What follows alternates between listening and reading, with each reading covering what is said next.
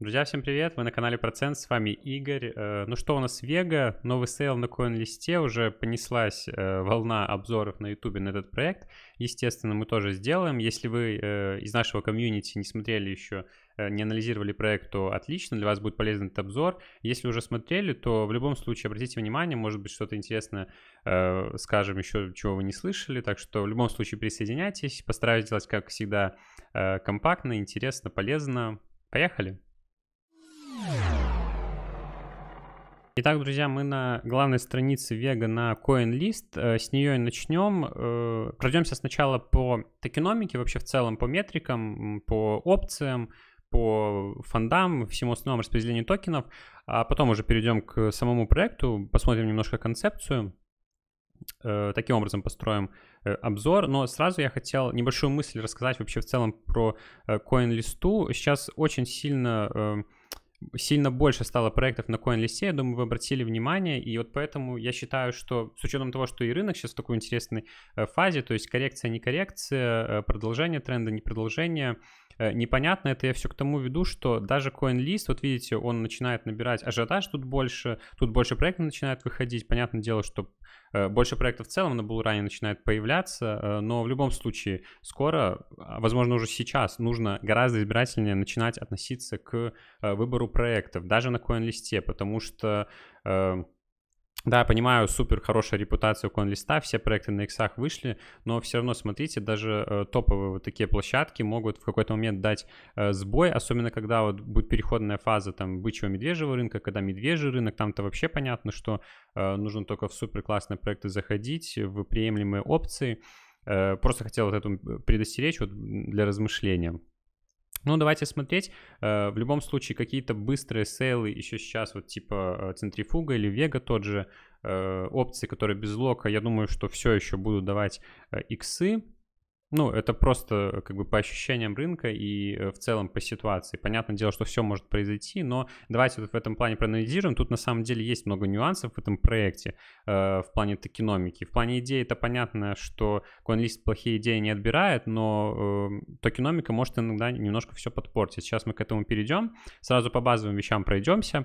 Сейл у нас будет 3 опции. Первые 2 пройдут в один день 2 июня, третья пройдет 3 июня. Сразу обратите внимание, что регистрация закроется 29 мая, поэтому не затягивайте, зарегистрируйтесь сразу, чтобы потом без проблем поучаствовать. Переходим к стандартной табличке, где расписаны у нас как раз эти 3 опции. Первая опция у нас лог 12 месяцев, вторая 6 месяцев. И третья опция у нас без локов.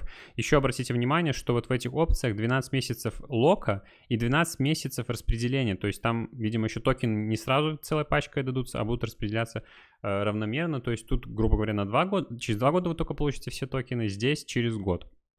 Поэтому сразу выглядит привлекательной третья опция. Я сейчас расскажу еще несколько причин, почему именно она только требует внимания. В том случае, если вы там хотите просто быстро флипнуть, забрать свою прибыль, а не играете там в инвестора, например, в долгу и какие-то проекты в свой портфель набираете, но реально с перспективой там на те же 2-3 года.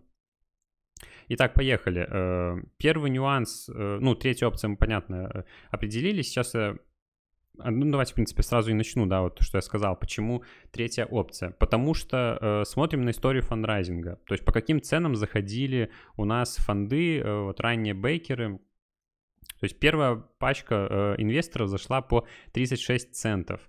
Сейчас у нас вот ценники по токенам, да, 5, 10, 15. Кстати, да, тоже довольно нестандартно, и это психологически может немного сбивать с толку, может быть, новичков, ну или в целом участников рынка, потому что высокий ценник это не означает, что типа, дорогой проект. Нет, ни в коем случае, потому что токенов тут гораздо меньше, чем в остальных проектах, которые там по ценникам ниже доллара выходят. Но это опять же может немножко сбивать, и тоже есть такая небольшая отрицательная черта. Но в любом случае сравниваем вот эти 36 центов даже с минимальной стоимостью $5. Это где-то 15 иксов получается, то есть не супер приятно, то есть по гораздо меньшей цене зашли фонды. Да, это не как в Коваленте, где у нас там 70 иксов была разбежка, но вот если сравнивать с третьей опцией, то 36 и 15, то тут уже 40 иксов как бы уже неприятно, но так как у нас вот есть пометочка, сейчас я вот найду, наверное, эту фразу, а может и не найду.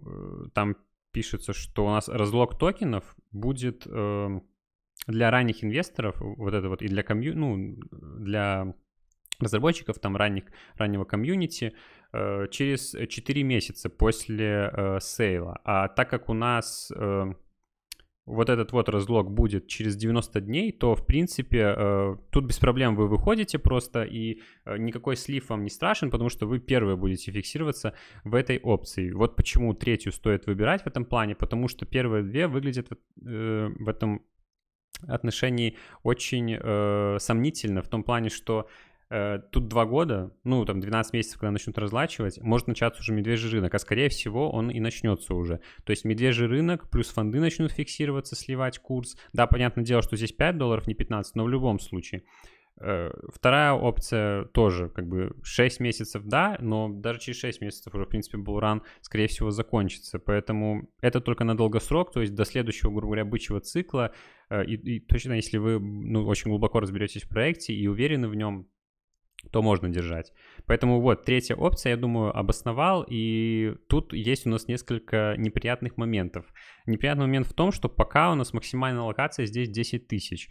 Да, CoinList может поменять, такое мы уже неоднократно наблюдали, и обрезать аллокацию, но я не думаю, что они с 10 тысяч могут обрезать там на $500 или хотя бы на 1000. Это было бы прекрасно, но так как 10 тысяч, а я думаю, что очень много людей найдется, кто захочет зайти на максимальную аллокацию, в таком плане у нас получается, что вот здесь 1 625 токенов, $15, и, то есть, грубо говоря, где-то 25 миллионов в этой опции поднимается.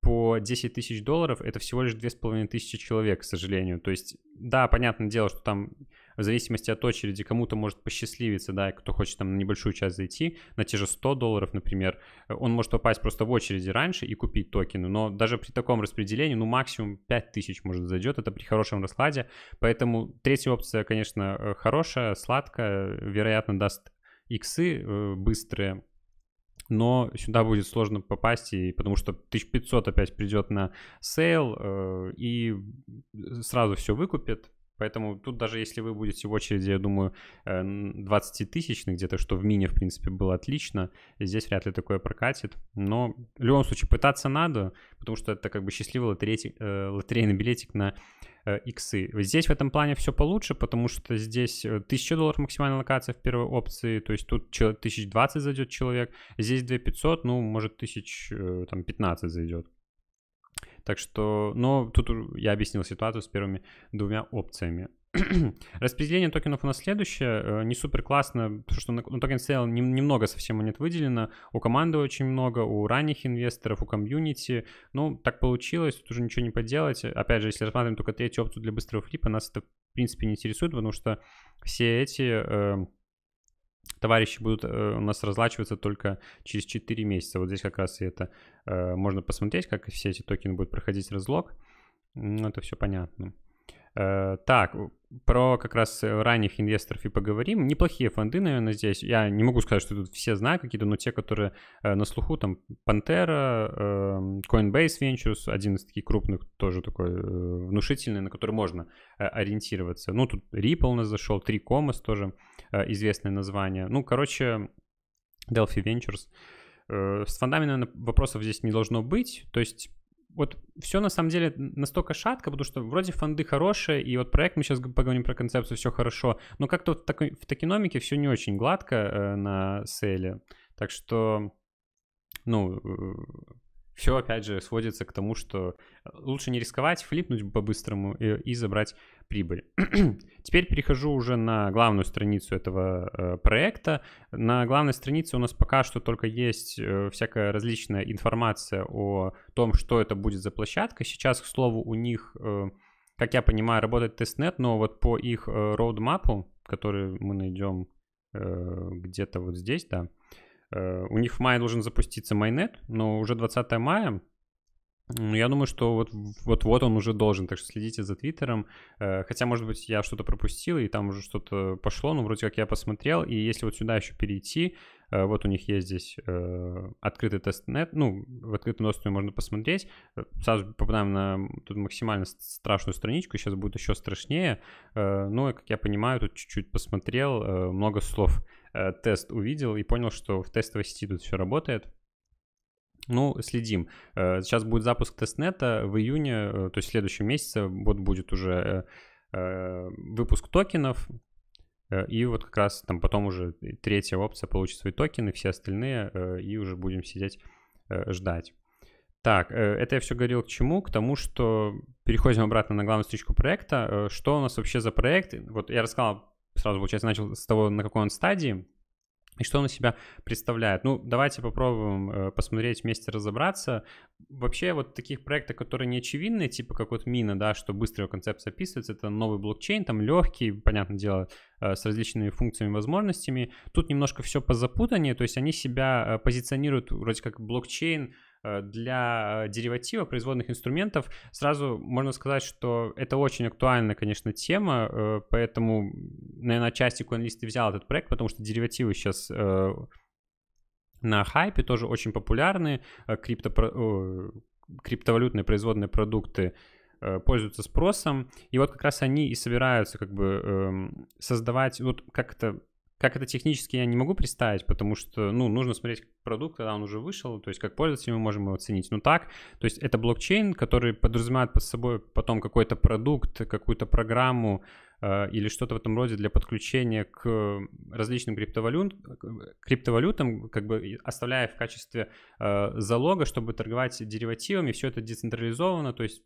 все максимально понятно, конечно же, вам объяснил, но вот суть такая, что протокол для создания торговли маргинцовых, я так понимаю, маржинальных финансовых продуктов с полностью децентрализованной сети. То есть децентрализованные деривативы, давайте так назовем эту концепцию. А там что получится, то уже посмотрим. Так что, в принципе, почитайте, у них тут все есть, вся информация, какой-то белый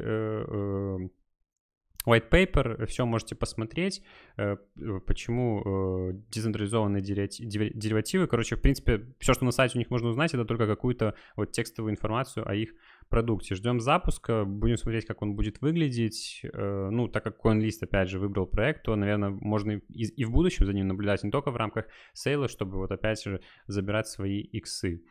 В принципе, наверное, друзья, все, что хотел вам рассказать. По токеномике вроде прошлись, по самому проекту тоже. Еще раз предостерегаю к тому, что начинайте даже на CoinList уже очень отборчиво относиться к проектам. Вообще, в целом, всегда нужно отборчиво к ним относиться, но... Понятно, на булране никто на это не смотрит, потому что, ну, иксы как бы плюс-минус гарантированы. Как бы все говорят, что соблюдайте риск и все остальное, но понятное дело, что на CoinList хотя бы том же иксы всегда будут. Все, друзья, спасибо, что посмотрели обзор, надеюсь, был для вас полезен. Подписывайтесь на наш YouTube-канал, обязательно ставьте лайк этому видео, если понравилось, колокольчик обязательно, чтобы не пропускать новые видосы. Пишите в комментариях любые вопросы, которые вас интересуют по площадке, по... Вообще, в целом, может, какие-то претензии, может, что-то не так сказал, будем общаться. У нас есть чат в Телеграм-канале, где тоже подключайтесь, будем общаться. И на основной Телеграм наш обязательно подписывайтесь, чтобы не пропускать актуальную инфу, которую мы, кстати, еще и в нашем Твиттере даем, на которую тоже обязательно подпишитесь. Все, друзья, всем хорошего продолжения дня, вечера. Всем пока.